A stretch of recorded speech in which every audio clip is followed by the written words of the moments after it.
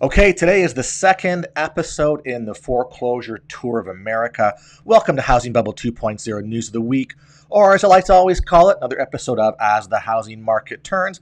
This is the Thanksgiving holiday week, so I thought I'd do something different. Randy Patrick here, your host, putting the realism back in real estate, trying to find out what's going on so we all have a better grip of what's happening in the housing market. But first of all, if you're not already a subscriber, if you could please smash that subscriber button and help my channel grow, I'd really appreciate that. So thank you very much. All right, let's get a move on here. It's the episode 2 of the Foreclosure Tour of America. Again, it's going to be a longer video, guys, just because we got lots to go through here, city by city and et cetera. So we're probably going to do about 25 cities, in this next video here. So, put me on 1.5 times speed, whatever you need to do. The largest, the last city I'm going to show is quite the and one of the interesting ones, one up in the top 10. So we'll get to that in a second. But basically, why am I doing this? Well, I thought I'd create a video series. It's the holiday week to really help educate the general public, you guys out there, because a lot of questions, people want to know what's going on in their local market. So what I was doing was basing this kind of process off the FHA delinquency list. So we talk about FHA delinquencies. They produce 169 metros across the country. So I thought I'd use that as the basis to hop around and figure stuff out. I review the local foreclosure volume. It allows us to see what's going on. My perspective, it's time to change the housing narrative. We know that every month we see housing prices rise, inventory drops, interest rate drops, so people's buying power increases, but your buying power increases, and so did price. So are you actually gaining or getting ahead? I think you're still paying more for a property, and you're paying more in interest over the course of your 30-year loan. So it's time to change the housing narrative, time to understand what's really going on. The opportunity will pass you by if you're not aware. The whole point is things are starting to change. Things will change. We need to look ahead and not behind. Now, real estate typically is let's see what happened last month and the month before to figure out what price points are to predict the future. Those are comparables, or you hear them called as comps. All right, I get that. But the whole point is that when property values decline or things change, you don't really know until after the fact when we look at the information, i.e. the comps, as I mentioned. So that's why we got to look ahead and figure stuff out. Market manipulation will occur. It's occurring right now. If you guys aren't aware of it, I think it's kind of obvious. Just like the previous housing bubble and crash, I mentioned that in the last video here. So again, this is not news. This is not conspiracy. This is what really happens in today's housing market. And I think the more people are aware of it, the better decisions and choices they can make for their real estate needs. Okay, guys. This came out a little while ago. It's the October FHA delinquency report. Here's the 10 most threatened metros based on FHA delinquency rates. We got the Atlanta metro, Houston, Chicago, Washington, Dallas, Riverside, San Bernardino, California, Baltimore, Maryland, San Antonio, Texas, Orlando, Kissimmee, and Tampa, St. Petersburg. So this is the top 10, and then that's the most threatened for a number of reasons. So obviously last video I talked about Houston and Chicago. So we're going to go through some more of these, plus the other 100 and some odd, over the next few videos here. But I want to let you know that's the basis of what I'm looking at as far as my FHA stuff here. And this is an op-ed from the same group that sort of writes and produces that. Basically, what they're saying is the fact that a wave of foreclosures may follow a housing market boom. So right now, this is the sort of this is how bubbles work, is that everybody thinks bubbles are great and they keep going up and going up, but nobody even wants to think about what's going to happen in the near future. So these guys are basically saying wave of foreclosures may follow the housing market boom. Again, this is from people who they're the American Enterprise Institute. Basically, what they're saying is that when these forbearances provisions expire in 2021, expect a wave of foreclosures to follow. I mean, that's, I'm not going to read the whole article here, but the point is that, these are analysts, okay? They're just reading the data and giving their opinion. Simple as that. They've been bearish on housing crashes and housing market issues in the past. I think they're pretty impartial. They talk about good things in the marketplace. They also talk about stuff like this. So people don't want to hear this from different perspectives in the housing industry, but I know that as buyers of property, we want to know what's going on and we want to know what to expect in the near future. All right. So for your info, listen, I will get to your city be patient. And I knew this was going to happen. I should have mentioned it in the last video that, I'm not going to do 150 cities in one video sitting here, guys. It's going to take hours, right? So if your city didn't get mentioned in the last video, listen to what I'm saying, okay? I'm going to do 4 or 5 of these videos. It'll come up, all right? Be patient. I'll get to you, all right? Is your city covered in a larger MSA? So, for example, I'm in the Tampa, Florida, so I'm going to cover the county. And if you're in, Valrico, Florida, or Apollo Beach, or Riverview, I'm not going to specifically talk about your town, but you're included in the local MSA, all right? Now, it's included in the county data that I'm looking at. If you want specifics, just email me and I see if I can find them for you, okay? Simple as that. So, point though here, if you're an investor or would like to become an investor, or if you're involved in a fund who needs properties, or if you want to start a fund, an equity fund, or if you're a foreign investor, or if you just want to purchase a better priced property, contact me for a consultation to find out what I'm talking about. Today, you're going to see some pretty big numbers in certain locations. And I guess my comment is, if I've spoken to you in the past and you haven't taken action on a number of whatever we've spoken about, whether it's investing, jumping into my product, looking for a house, or whatever you're trying to do, this may sort of spur you on, because some of these locations have a lot of stuff underground, shadow inventory under the radar that'll be coming to the surface. And that's why it's exciting, and it gives us a bit of hope as to what's going on. So I'm around all week. Send me an email. You can contact me, all right? Okay, so let's get it on. So first, we're going to talk to Dallas, Plano, Irving. Okay, FHA delinquencies, 18.8%. Serious delinquencies, 12.5%. All right, when we hit that and we go to the next slide, what we're basically going to see is that Dallas County only has 247 pre-foreclosures. So that's a little bit of a look right there. Again, I cover the counties, but please keep in mind that certain states have certain ways that they process their foreclosure filings and foreclosure sales. Some states, they're called judicial states, and they have a longer time frame. It's more public information, public record. So we tend to see more volume when I show stuff like this. For those states, a state like Texas doesn't have to provide a year's worth or 2 years worth of notice. They can give you 30 days notice. So they can file a notice of default, and your home is going to go to sale within those 30 days or maybe a bit longer. So that's the difference. You can see that right now there's 247 pre-foreclosures in Dallas, and there are 247 auctions that are scheduled, so it's a one-to-one relationship there. But now, not to be outdone, because it comes out as a different MSA, Fort Worth, Arlington, and Grapevine. So the next door neighbor to Dallas, FHA delinquencies 18.4, serious delinquencies 12.1. They're fairly consistent between the two locations. And again, they got 99 pre-foreclosures and 99 auctions going on. So again, the pre-foreclosures that are hitting are the ones that are also going to auction. So that's what's happening right now. The auction could be within 30 days. I mean, you can see some of the, I can pull up auction dates if I wanted to. So yeah, they're going to be the next 30 to 45 days. So that will increase over time.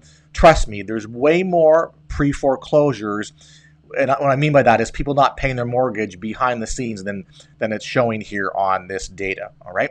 Now, next, Providence, Warwick, Rhode Island. FHA delinquency, 16.7%.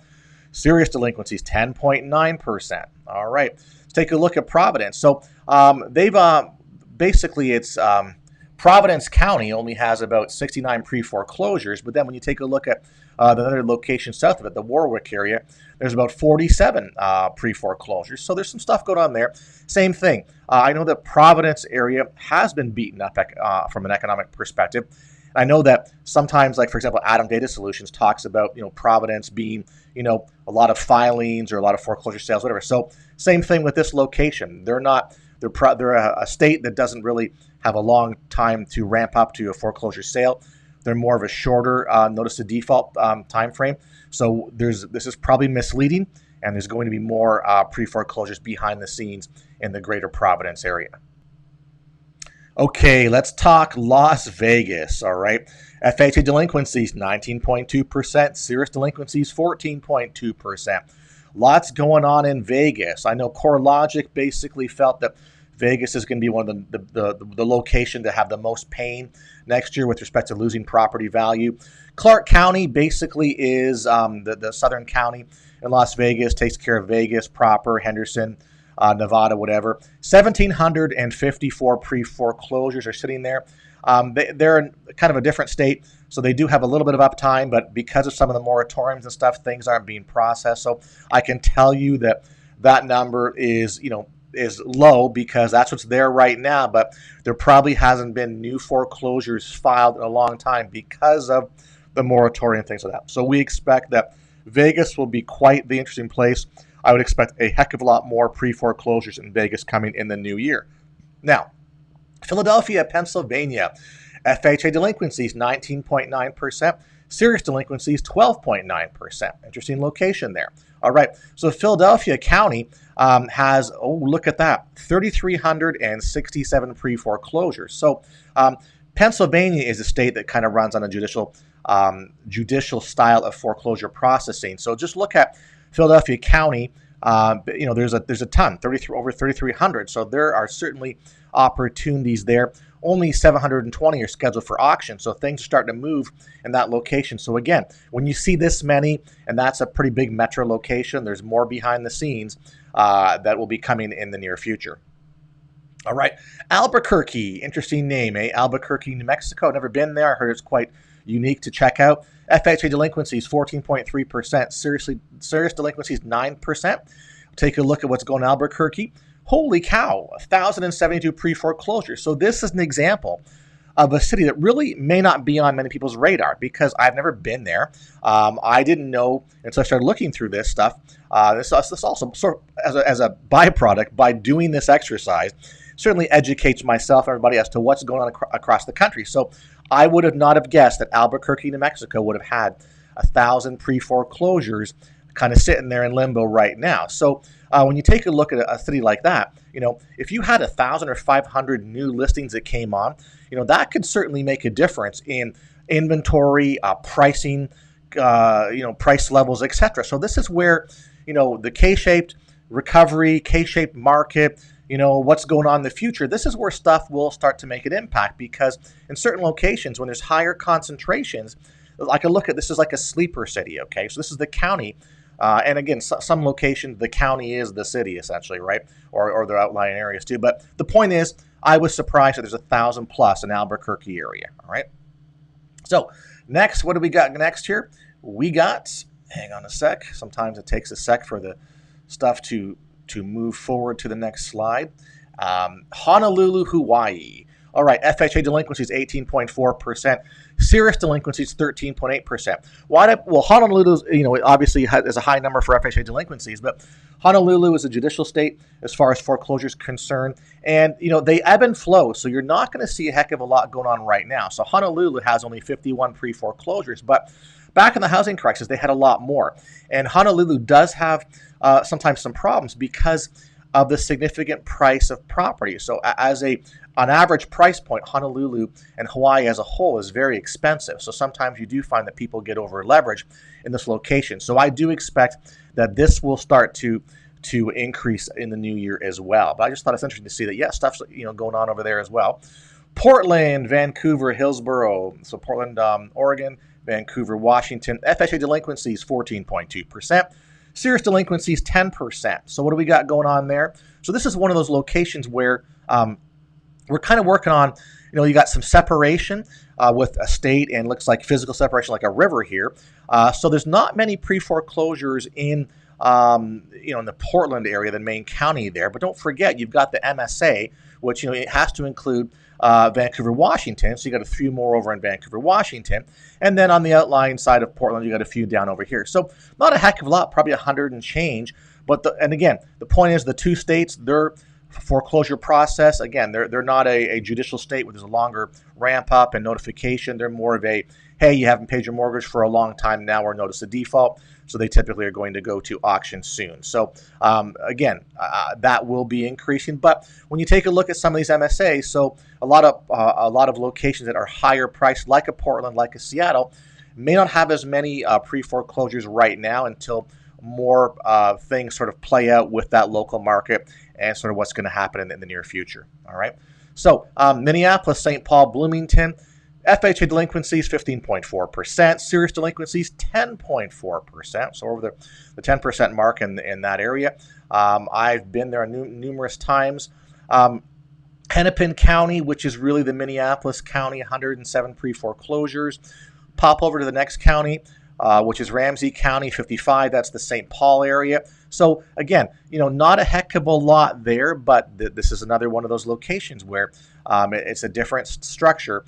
So you're going to have notice of default, as opposed to a judicial longer list pending process here. And even just south of the city, you got 27. So you're looking at 100 and change right now. So not a heck of a lot, but still, again, my point always is, if these were available in the open market, they would make a difference for families, for individuals, for price points, etc. Even with a small amount here, that's just choice. That really helps people get property. So the whole point of this is to figure this stuff out, get involved, and understand how to get your hands on these things. All right, next place, Cincinnati, Ohio. FHA delinquencies 15.3%.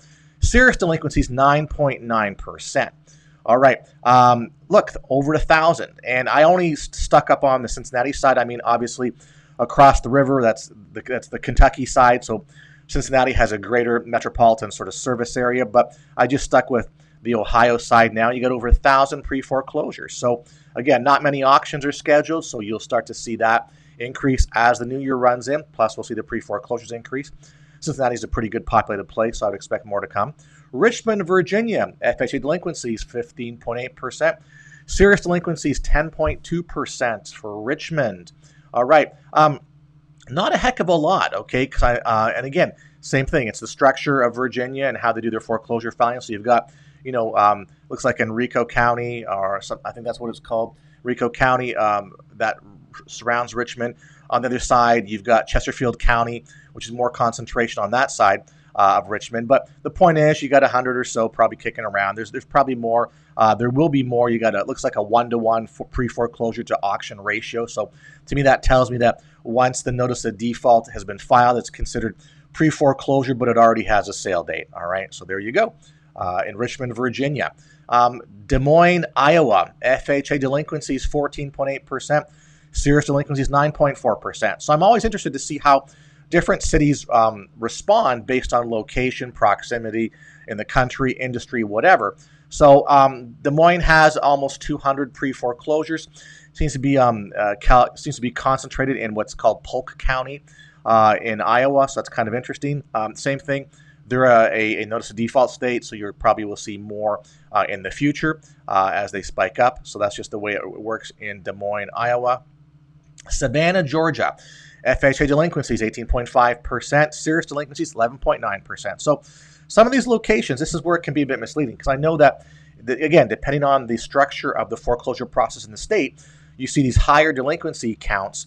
You would expect to maybe see some higher foreclosure counts. Well, delinquencies don't mean foreclosures as of yet. Delinquencies mean we're having some problems, and they're increasing. Whether they have gone into the foreclosure process is not determined in these percentages here as far as delinquencies are concerned.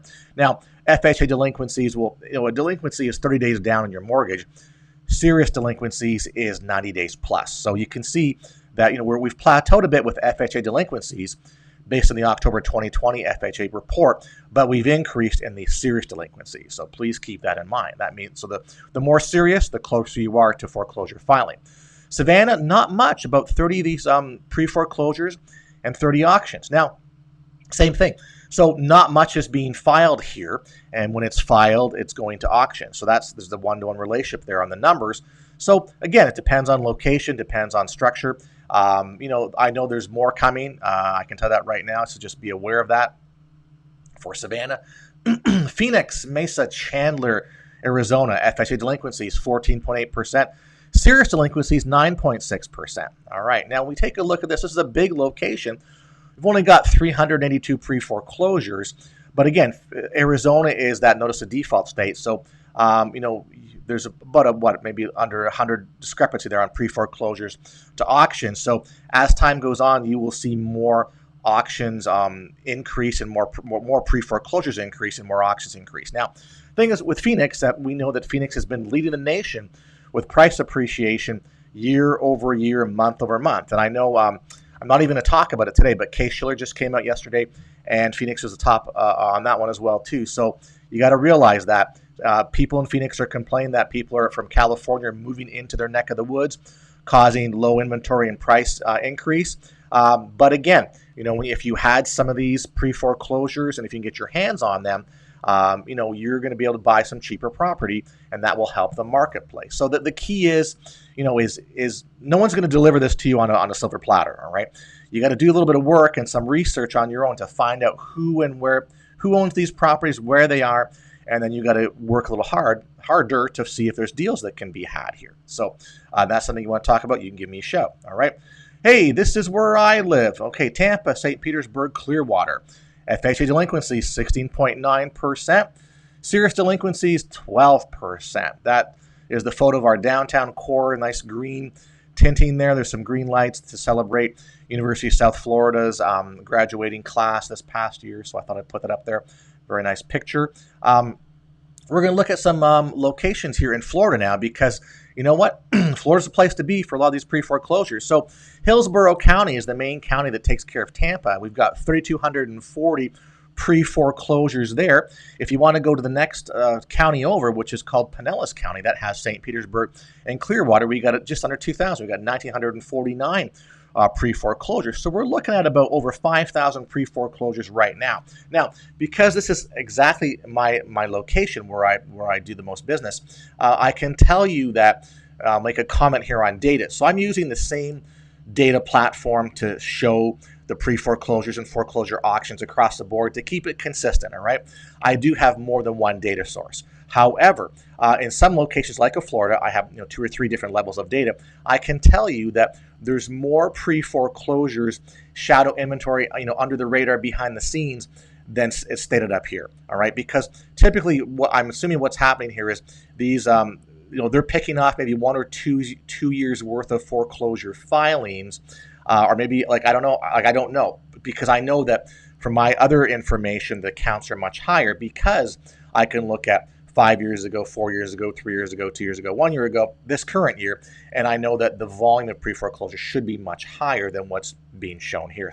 But again, having 5,000 in the Tampa metro is nothing to sneeze at. There's a lot of choice there, a lot of opportunity there, but I can tell you it's actually more.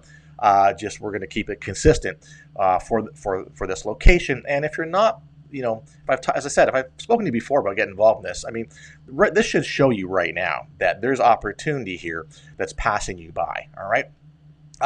We go to the next location. I think I'm keeping another Florida location here. Let's take a look. Orlando, Kissimmee, and Sanford.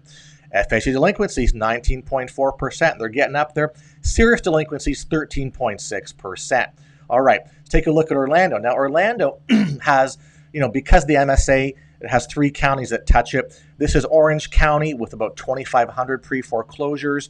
If we go on to look at the next one, there's Osceola County, a bit sort of south of it. That's where Kissimmee is. So as you're approaching on I-4 from Tampa, driving to Orlando, when you're hitting the Lake Buena Vista, the Disney area, that's Kissimmee right there. So those Kissimmee, Osceola County, a lot, again, condos, hotels, Disney type things are there. So we've got almost 1,000.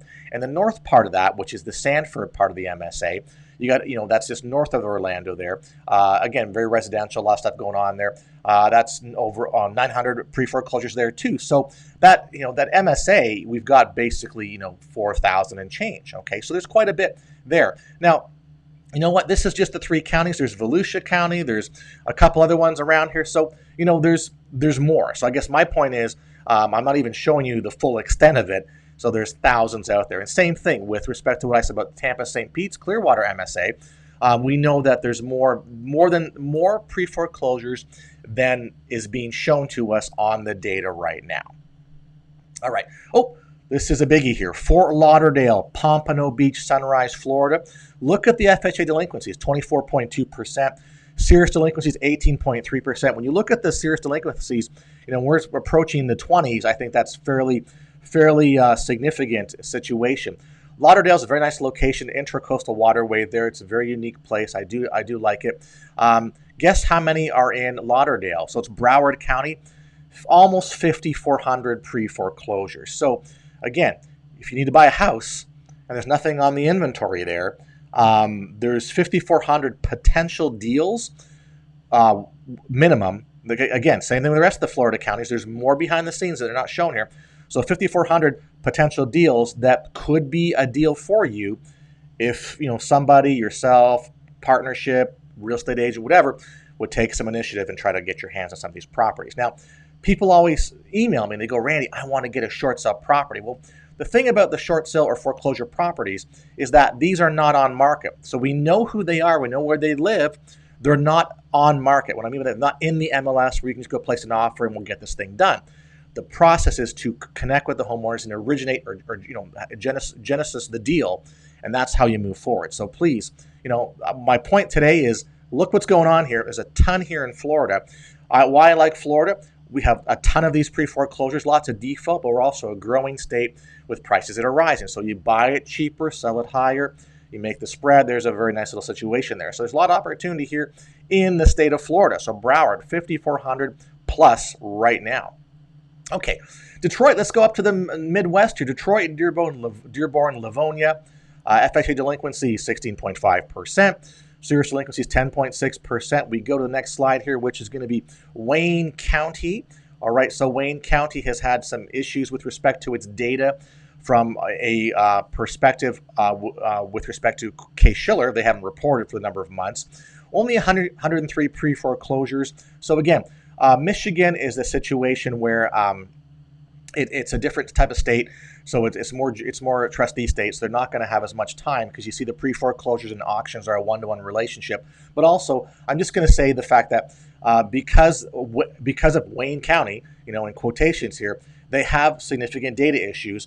Case-Shiller's having difficulty getting updated data from Wayne County, so the thought process would be they're also probably slower at putting in pre-foreclosures and maintaining that data, scheduling auctions and things like that. So, listen, last housing crisis, Detroit was a mess. Vacant homes. Some of these city blocks just got bulldozed because the homes are destroyed or worthless, and they actually bulldozed city blocks just to get rid of them because they were an eyesore and they were causing problems. So, a lot of issues with respect to Wayne County, the Detroit MSA area. There will be a lot of foreclosures back when it picks up again in the new year. All right, Buffalo, Cheektowaga. I'm from across the border there. FHA delinquencies 14.0%. Serious delinquencies 8.9%. This is a sleeper location. And I know exactly where this is because when I go back home, if you don't know, I'm Canadian. And so I know when we go back home, we fly to Buffalo and we cross the border at Buffalo, Fort Erie. So I know exactly where this is. It's right on, this is on the way to the Peace Bridge, crossing to Canada, and it's a nice area. They're doing a really good job with respect to developing the waterfront on south shore of Lake Erie and things like that. So Buffalo's becoming a nicer place to live. It's as far as I guess you could say it's cheaper across the pond, but 1,600 pre-foreclosures. This was a sleeper. This is Erie County, New York. And, Buffalo is, Cheektowaga, North Tonawanda, Batavia. I don't know if anybody's from Buffalo, but I remember because, where I'm from, you can actually see it in the top left corner, Hamilton area. I'm from Burlington, Ontario, right there on the Lake Ontario end. So anyway, a little history about myself here. But we would get all the Buffalo feeds for news, and TV shows, ABC, NBC, CBS, whatever, Fox. And there was a famous Buffalo on ABC's, I guess you'd say, newscaster. His name was Irv Weinstein, and very famous here. So you'd always hear stabbing in Batavia, details at 11. So if anybody's from Buffalo, I'm sure you'll remember that. Apparently, he passed away, I think maybe a couple years ago, and he relocated from Buffalo when he retired to Los Angeles area. But he had a very storied career. Anyway, I digress, but the point is, I was surprised to see this many pre-foreclosures in the Buffalo area. All right, I just couldn't believe it. I'm like, wow, that's a ton there. So, and I've done a little more research, and Buffalo actually is kind of a little hot spot now for investors to buy properties to make them into rentals there. So when you have stuff like this many pre-foreclosures, you can see investors are going to vulture in that location. All right, Boise City, Iowa. Actually, that should have been Idaho. I didn't change the A to a D, so sorry. Boise City, Idaho. Apologize for that. FHA delinquency is 12.7%, serious delinquency 7.3%. So clearly, Boise is on everybody's mind because people are relocating there. And I don't know what I guess the major industry is in Boise, whatever. I've never been there. I don't know much about it, but obviously they're a trustee type state for foreclosures. Only 72 pre-foreclosures in the county, Ada County, probably Ada County that covers Boise. Next county over in the MSA there is Canyon County, 45. So 100 or so going on there. So this is an area that's actually increasing in value, and people who, from what I understand, people who live there are complaining because of West Coast people coming in, buying a property with their cash and driving prices up. But then again, there's always going to be pre-foreclosures happening in every marketplace. Hey, listen, pre-foreclosures always exist. You don't have to have a housing bubble or housing crash to have them. They're always there. It's just how much and how they rear themselves in the marketplace. All right. So Little Rock, North Little Rock, Conway, Arkansas, FHA delinquencies 17.8%. Serious delinquencies 11.8%. So here we go.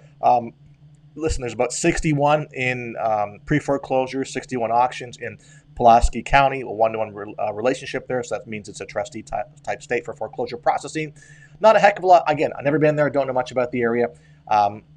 But again, it's largest city in Arkansas. So you can see there is activity there, and I would assume that there'll be more as time goes on and things open up. Milwaukee, Waukesha, whatever, Wisconsin, FHA delinquencies 15.8%, serious delinquencies 10.7%. So you take a look at Milwaukee, hey, guess what? 1,338, pretty good amount for Milwaukee County, Wisconsin. Wisconsin is a judicial state, a little more lead time with respect to their foreclosure process.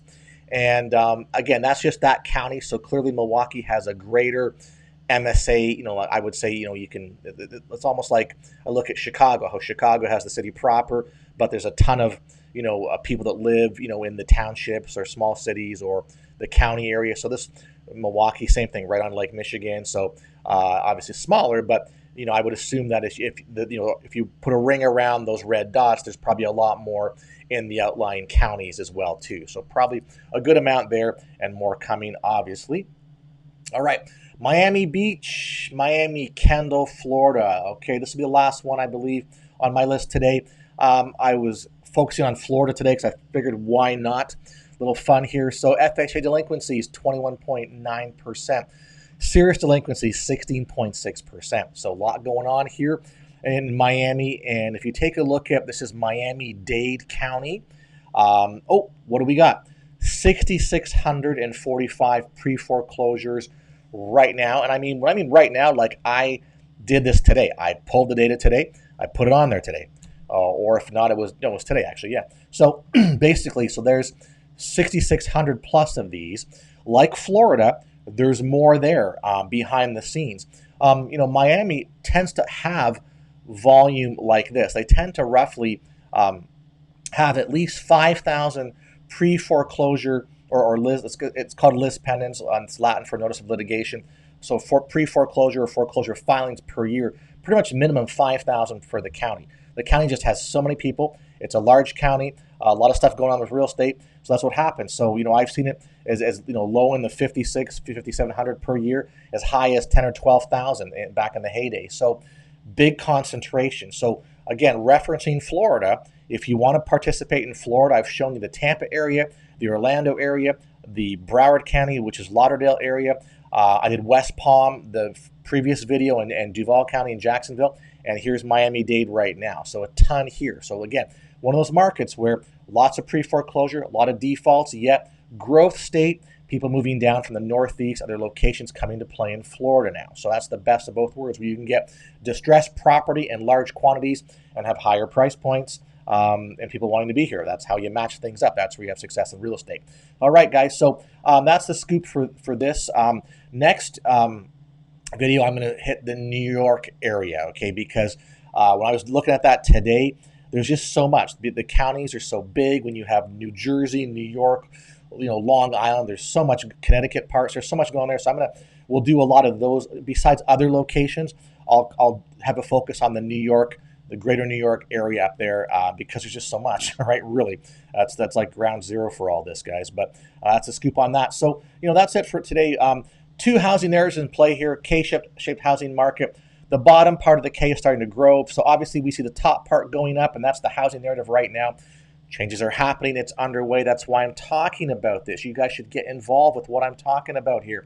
There are properties available right now. You just witnessed it. So if you're going, there's nothing out there, I can't find anything, then either your real estate agent's not trying hard for you, or you're not willing to figure stuff out and take more control of your real estate future, whether you want to buy a primary residence or invest or do whatever you want. So why are you waiting? You need to contact me, and I can show you how to do all this stuff, guys. All right. Getting into this housing bubble stuff is important to understand. Let me just go to the next slide here. It takes sometimes a bit when the computer thinks about it. So ultimately, my perspective is we're going to have to compete with other institutional buyers, other large investors for these properties. We have to get ahead of them. We have to beat them to the game. There are ways to do this. We have those solutions. We're implementing them right now. We've done them before. So as I mentioned earlier, if you're an investor or want to contact me, go ahead. If you'd like to be an investor, give me a shout. If you're involved in a fund looking for a source of properties, give me a shout. If you want to start a fund, okay, to buy properties, give me a shout. If you're a foreign investor, I've talked to a lot of people from different countries, reach out to me. We can talk for sure. Or if you just want to purchase a better priced property, contact me for a consultation to find out what I'm talking about and to figure out what you should do or how you should go about trying to get your hands on better priced property and not paying these outrageous market prices. All right. So anyway, that's how to get a hold of me at my email right there. Give me a shout, put in your contact information. I'll be around all week this holiday week, and we can talk anytime you want. Anyway, guys, thank you for the views, likes, comments. We'll be looking forward to another video in a couple days.